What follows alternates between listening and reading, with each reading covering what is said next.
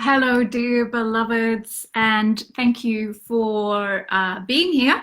I am post yoga realness right now, so forgive that appearance, but I am practicing a lot of yoga right now. It's part of my toolkit for my devotion, and what is helping me to really get clear on all the big emotions that I'm feeling right now. So I've just been leaning into my tools, and yoga is one of them. So that's why you've got me looking a little bit sweaty and post-yoga-ish right now, but I'm sure you'll forgive me. We've got bigger fish to fry.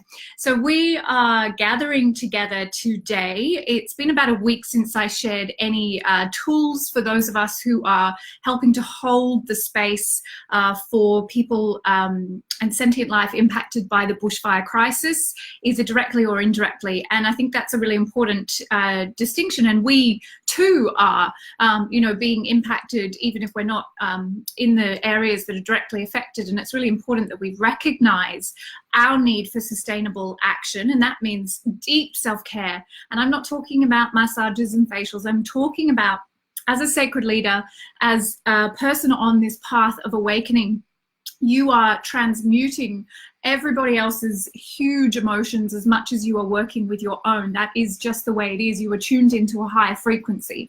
And it's vital that you are letting yourself be supported. And that's where I step in. I want to support you to keep doing that for your communities, for your families, for your friends, and for the planet as a whole. This outpouring of global grief, love, donations is just such a phenomenal evidence of compassion in action. But it also can be, when we're not as aware as perhaps you and I are, a lot of just fear is being directed towards Australia and the Australian people right now. And because of, misinformation and the way information is shared in a slightly, heightened way on news services, there can be a lot of fear mongering because fear sells. And that's something that we know to be true of the way news outlets increase their ratings. That doesn't diminish the hugeness of the crisis in any way, but I want us to understand that it can be very easy to be drawn into a paradigm of fear right now, and our task is different. Our task is to hold ourselves in the vibration that can be of service to the greatest good right now, without needing to know what that is, without telling God what should happen or how it should happen. We can gather together, which we're doing right now, and thank you so much for so many of you joining me, to give. And in giving, we receive. It is the law. There's nothing selfish about that. It is the law. So when we're feeling overwhelmed with these big emotions and perhaps the impotence of not being able to take physical action, maybe we feel a yearning to, I want to drive to Bree's house and just wrap her up and give her all the love, but I would just be a burden on her resources right now. So I don't think I should go to Koryong and hang out with her.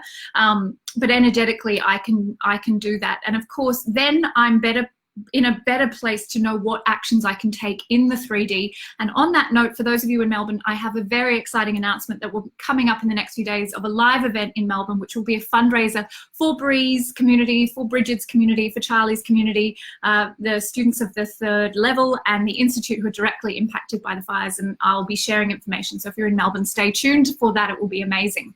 But for today, all of us globally have the capacity, when we understand the quantum nature of reality and we understand how powerful we are collectively when we gather together in community, to be able to hold a higher possibility and to draw that down from the field, and to, instead of just listening to the news and getting overwhelmed and getting scared or sending our worry to the fire affected places, let's send the possibility of the miracle, encoding the possibility that the miracle can enter into this situation, however that is meant to be. We do not tell God what that should be. So should we do this? Let's do it. I'm excited. Thank you to all of you who are joining me. So let's take a moment now just to settle ourselves in, and especially if you have been watching a lot of news or talking to people in fire affected areas or following people who are raising funds or anything at all, which is really good to be educated and informed, you may have noticed that you've slipped into your sympathetic nervous system, into your fight, flight or flee response, and you're actually running a lot of cortisol and adrenaline right now, even though you may not be directly impacted. there's a collective energy of this post-event shock. And of course, there's more action that's going to happen. But right now, we're in that sort of lull between, things happening. And it can be really hard to deactivate our nervous system out of that high state. And we're in our high beta brainwave state. So let's spend a few moments anchoring ourselves. And then we're going to move into heart congruence. And I'll guide you through that. And from that, we're going to then consciousness encode, and I will guide you through that. But effectively, we're working with the understanding of the feeling is the prayer.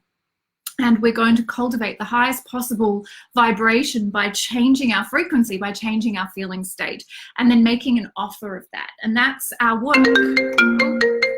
Sorry, my kids just called me. I've got a new laptop and it's doing a few things that my old laptop didn't do. So if things are happening, please forgive me. I'm just going to put my phone on flight mode so that doesn't happen again. New laptops are fun, but challenging. That's not what we're here for. So if you're safe to do so, I invite you now to close down your eyes. And if you're driving or you can't do that right now, you can listen back later. But if possible, just even if you don't close your eyes, just turn your gaze inwards. Just start to withdraw your attention from the superficial world and come within to the world within. And just with the eyes closed, breath deepened, begin to notice that you move out of that high beta brainwave state.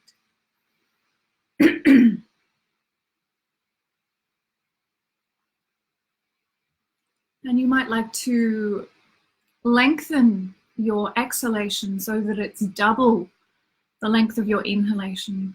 And this stimulates the vagus nerve and moves us very quickly out of that fight or flight response.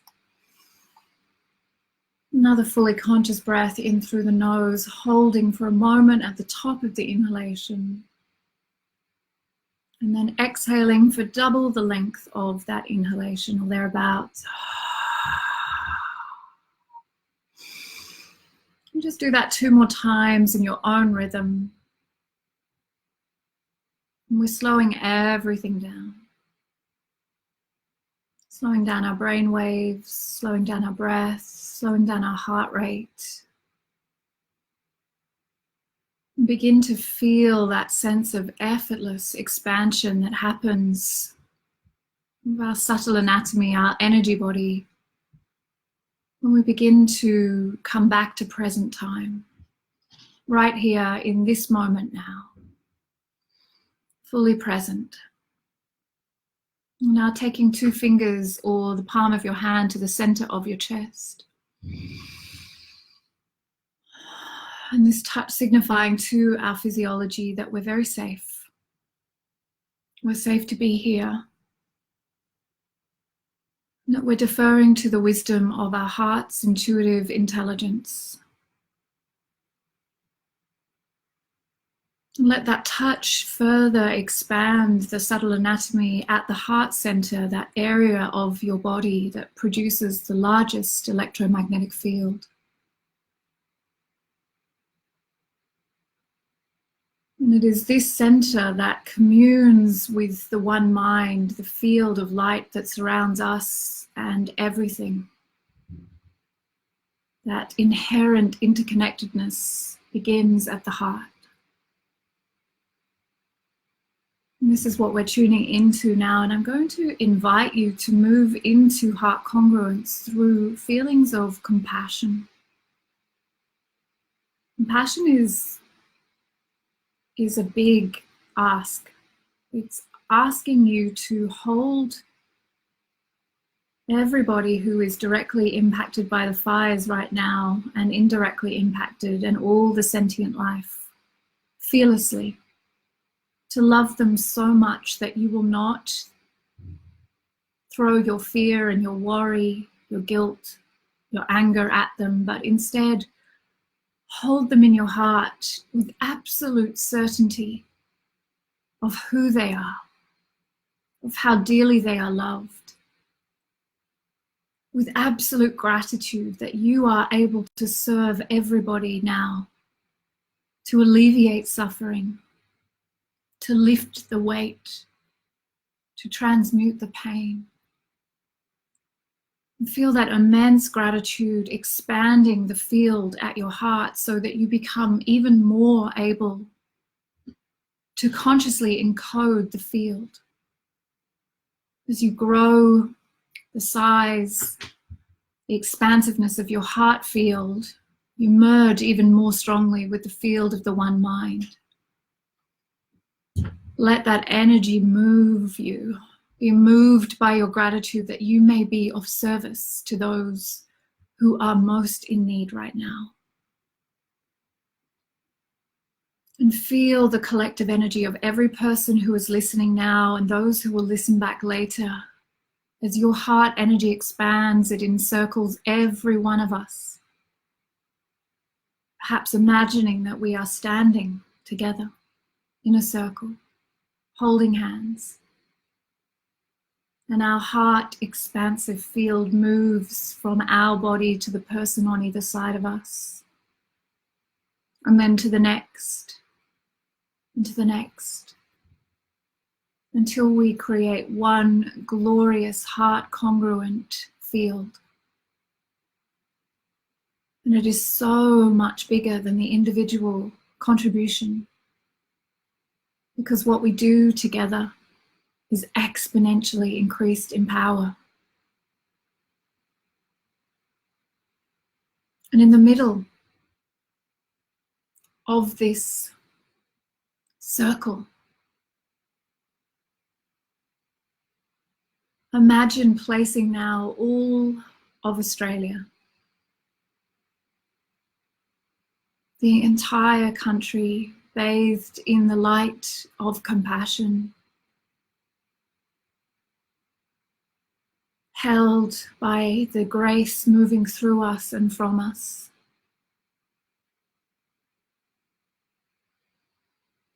Now, inviting into that circle perhaps individuals that you know who are affected, perhaps the animal population, perhaps particular places that you have been to and dearly love, that you know are impacted by the fires. When you place them here, do not move into fear or worry or grief or sadness.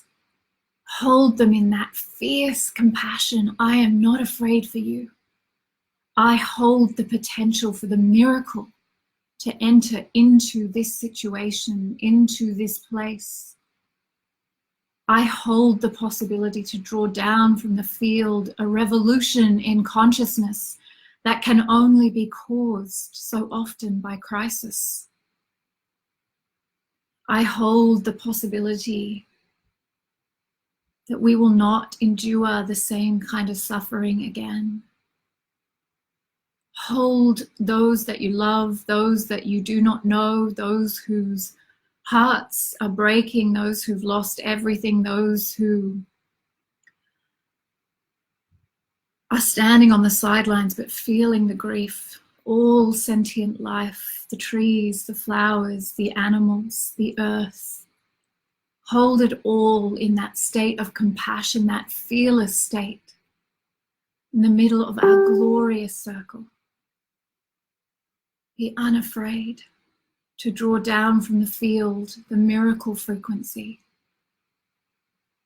You are that powerful.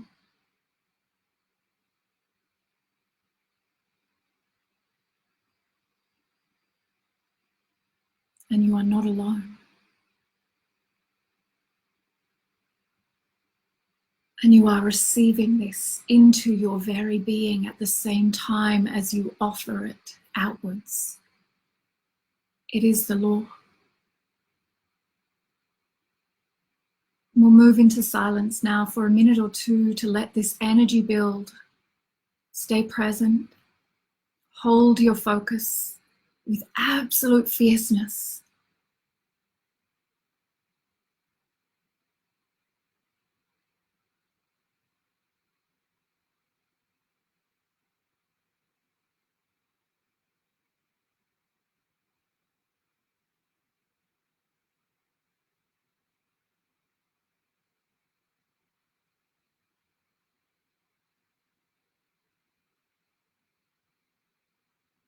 Let the energy build.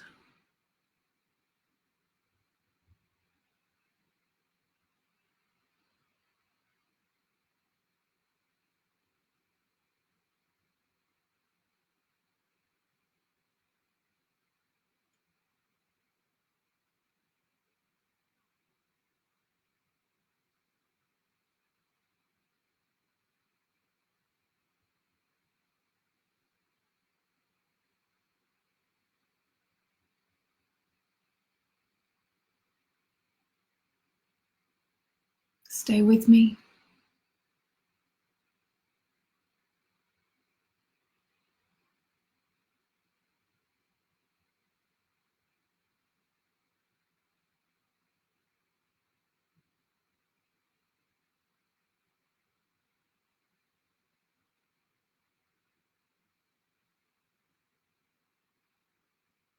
Now taking a deep breath in your nose, through your nose, lowering your hand to your lap, hold at the top of the inhalation. And then exhale out through the mouth with an audible sigh, letting go, letting go. And we hand this over now, all of this energy that we have cultivated together. We hand it over to that higher consciousness so that it be directed exactly where it is needed, across the entire planet and out through the cosmos.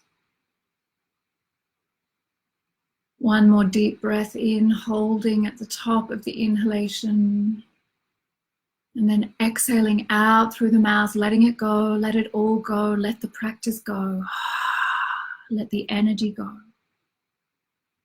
The prayer is answered before it is even uttered.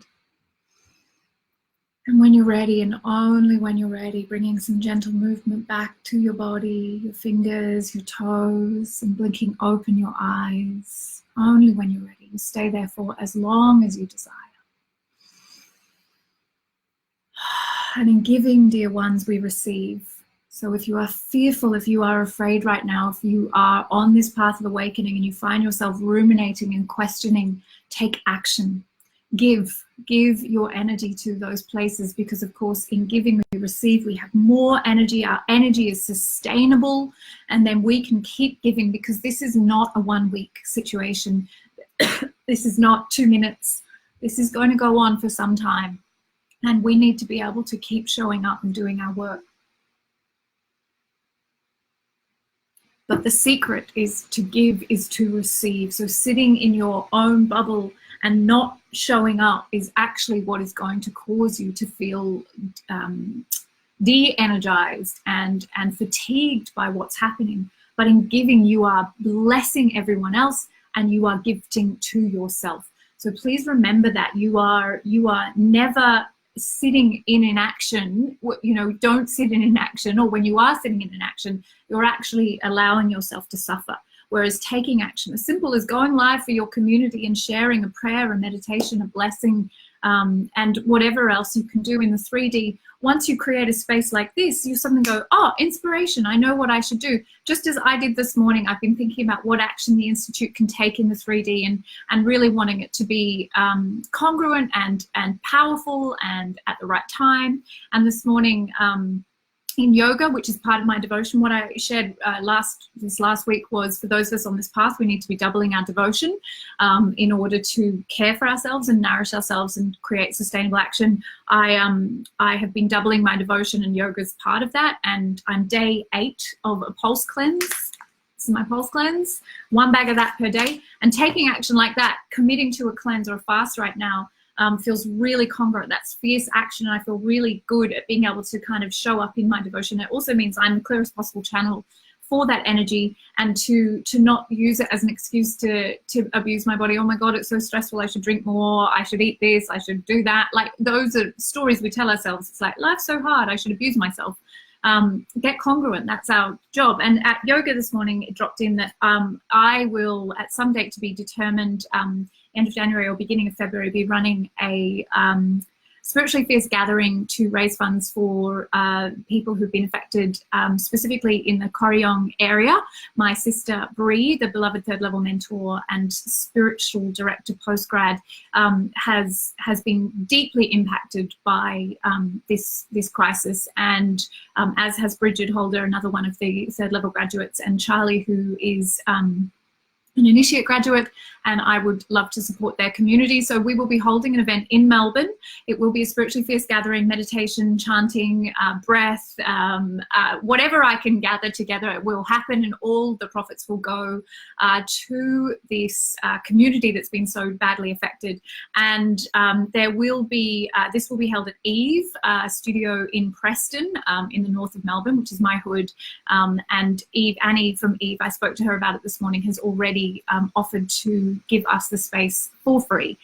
So I will be looking for anyone who wants to support with that, make donations.